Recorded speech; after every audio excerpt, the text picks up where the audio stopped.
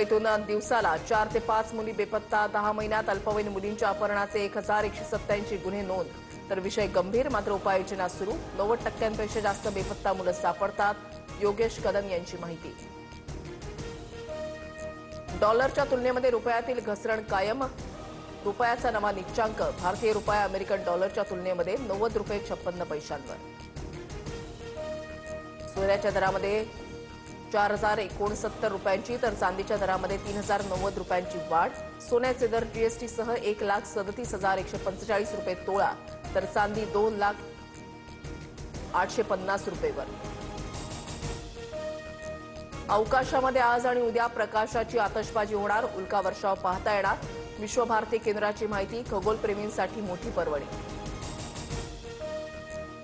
भारत रशियाकडून तेल खरेदी करत असल्यानं अमेरिकेनं भारतावर अतिरिक्त 25% टॅरिफ लावलं. अमेरिकेकडून आता भारतावर एकूण 50% टॅरिफ.